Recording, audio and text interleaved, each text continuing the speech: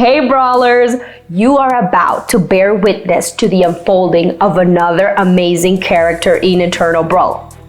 Now remember that you may check out the channel so that you can see all the information of all the amazing characters we have revealed and shared so fast. And don't forget that using summoning stones, you can summon the heroes I've been talking about. Yeah, you still have time. We are still on our pre-sale, so load up fast because it will definitely end soon. And you know that we love all of our loyal warriors and brawlers. We are constantly doing giveaways and competitions so that you can have fun and also earn at the same time. So don't forget to be following us on our Instagram, on our Telegram, because we are constantly posting things about this, and even on our Twitter. All the links will be in the description box below. And before I move on, I want all of you that speak Spanish to follow our Spanish Telegram group because we have some amazing opportunities planned for all of you as we are trying to expand all of these metaverse to the whole globe. So check all of this out and don't miss the opportunities of this amazing metaverse. Okay, I was getting sidetracked. Let's go back to our characters.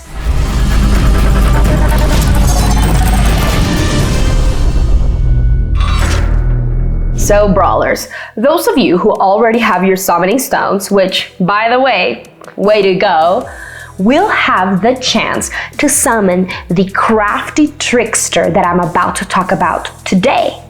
Now, this amazing character can change their appearance and gender. I want to do that. Isn't that so cool? Guess who it is? Loki. In Norse mythology, Loki is well known as the mischievous deity who frequently employs cleverness to get the Aesir, which are the gods of the principal pantheon in Norse religion, out of trouble. But here's the catch. Many times, Loki is also the root of their problems. Pretty interesting, right? Loki is often masculine, but occasionally feminine.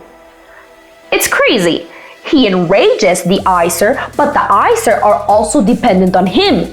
So Loki helps them, but then also marches against them in the battles between the forces of chaos and order. Really dope, right? It seems like Loki has two sides of himself. Isn't that kind of what we also have, like our alter egos? It's just cool though, because Loki really seems to just live and oscillate between the two. Really dope. Anyhow, let's move on into Loki's family tree.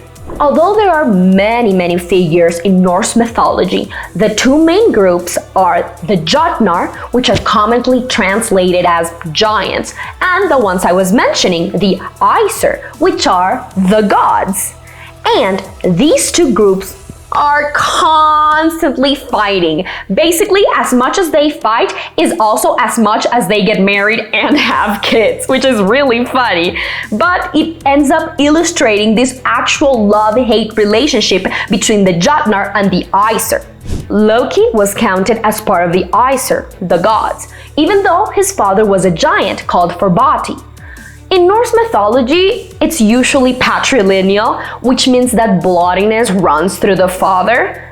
But in the case of Loki, he was basically raised by himself by Loki, his mother, and other gods, so he ended up being part of them. So, as I illustrated before, Loki's relationships with the gods can be counted either as benevolent or malign. Basically, he was a shapeshifter. He could be a fly, a mare, a salmon, or this elderly old woman called Ok, which in Old Norse means thanks. Random fun fact. So Loki was portrayed as the friend of very powerful gods, such as Odin, who was the god of war and death, and Thor, the god of strength, thunder, lightning, and protection. He helped them with his cunning schemes, but also caused trouble for both of them and himself. It's also really funny because Loki sometimes took the position of all the gods' adversaries and would storm into their banquets without their permission and demand their wine. What an intense personality. I kinda love him. With time though, Loki's technically good relationships with the gods, because he did help them a lot, came to an end. This happened when Loki helped engineer the death of the god Balder. No one was happy because Balder was the most handsome of gods, and Balder was also the son of the chief god Odin, which I mentioned, and Balder was also known to be the god of truth and light, and to have a special ability to use herbs and runes to heal and protect. Balder was a favorite among the people of Midgard. You do not mess with the favorite of the gods. But you know, Loki did. And it all started happening when Balder started having these nightmares about his own demise. Now, the gods took him seriously. The Aesir took him seriously. Why? Because not only was he the god of truth, but you're not gonna guess this, the gods in Norse mythology were not immortal. I know, what types of gods are not immortal? But this makes it cooler. I love learning about different cultures. And that's, side note, one of the things that I love about Eternal Brawl, that you get to learn about other cultures and get in love with all these characters and then research and merge all the worlds. Eternal Brawl is for everyone. Anyhow, let's continue on with the story. So, when they started hearing of the nightmares Balder was having, everyone decided to start cataloging everything that might possibly harm Balder. Literally everything from a disease to a creature to a weapon. With this list, they went to Balder's mother, Frigg, and she decided to go all across the 9 worlds and make everything and everyone, every rock, plant, animal, everything you can imagine, make an oath that they would never harm Balder. Now, this wasn't really a hard task, because as I said, Balder was loved by everyone. But you know who got in the way? You guessed that right, Loki. So Loki was disturbed by all this cheerfulness, because I think Loki is kind of the character who's like, if I'm not happy and having fun, why are you all having fun? Like, that's not possible. Anyhow, he was like, why are all these people celebrating? So he ended up going to Balder's mother, Frigg, and asked her what was happening. And she said they were celebrating the life of Balder. And he was like, okay, but why are they throwing weapons at him? And she said, well, this is the invulnerability test. We are proving that all the oaths that I went and got are working and that nothing can harm Balder. But you know, Loki is mega smart. He's kind of like a cool detective as well. He kept asking questions. Oh, and don't you think that Loki was just dressed on himself? No. He was disguised as an old hag, a very disgusting old hag. This is why Frigg, Balder's mother, did not realize that she was talking to Loki.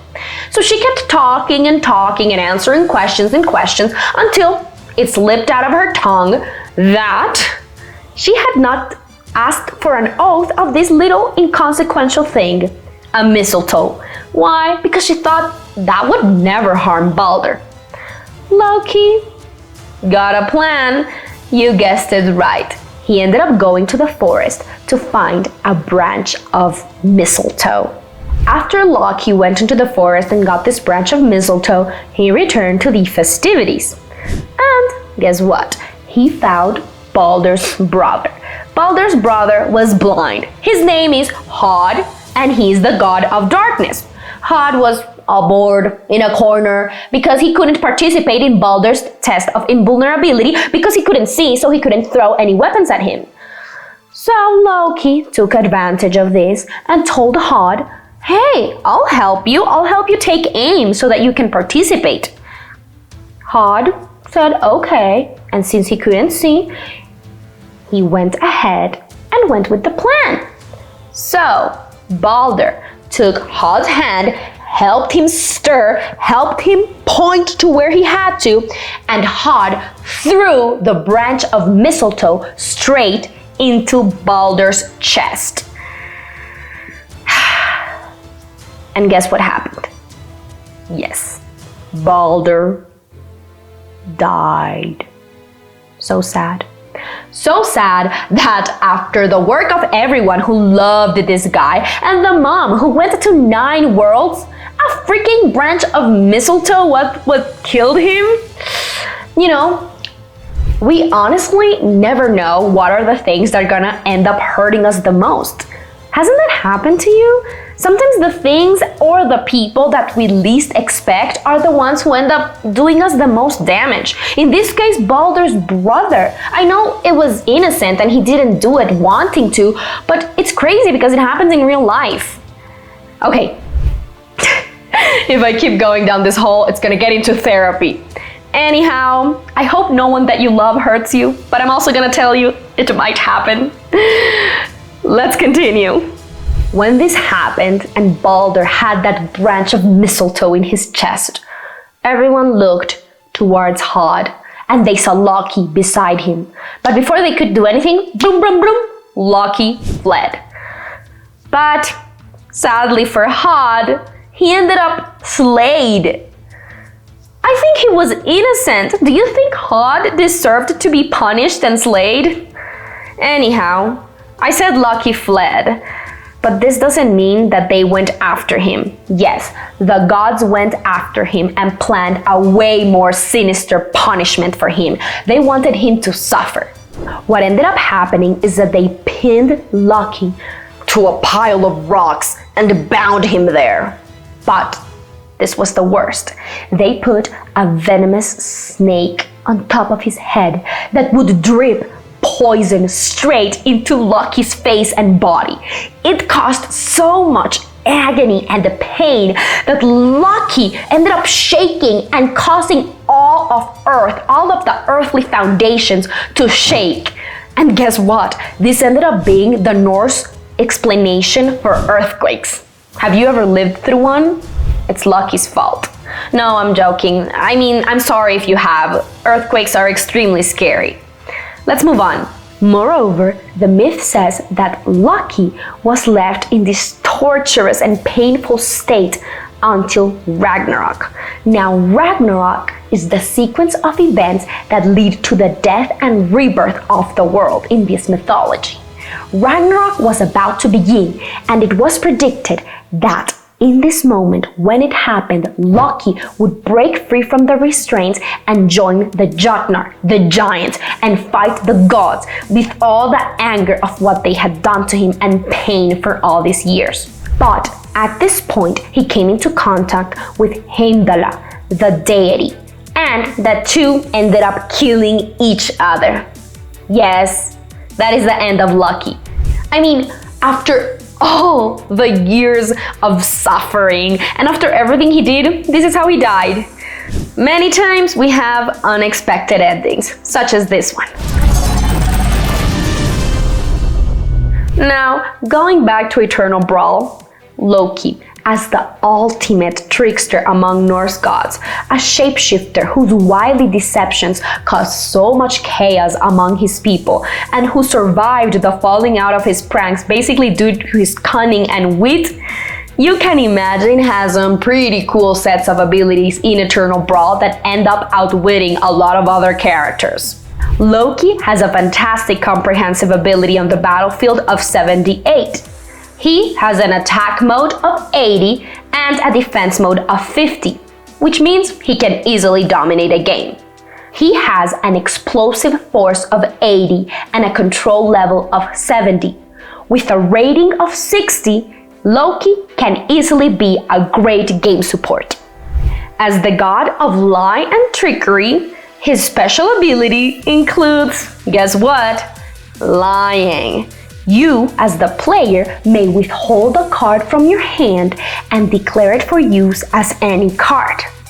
Another player may choose whether to challenge it or not. If the challenge succeeds, you may draw a card from the pile. But if the challenge fails, then you lose a point of strength. Now, when you are the only target of another card, the other player must play a guessing game with you. If you win 2 out of the 3 games, then you can cancel the card and gain it. However, If the other player wins, if the opponent wins, then they get to draw a card from the pile. So, what can you say about this mischievous trickster Loki? Did you like his personality? Were you just having fun hearing the story? Or were you annoyed by just his ambivalent and weird personality? What an enigma of a character. Anyhow, remember that you can see all of them on eternalbrawl.io. And thank you so much for watching. As I said at the beginning, don't forget to follow us on all of our channels, Telegram, Twitter, Instagram, subscribe to our YouTube, and stay tuned because I will keep sharing everything about Terrans, gods, demons, monsters, and you do not want to miss any news about this amazing metaverse. Stay cool, brawlers!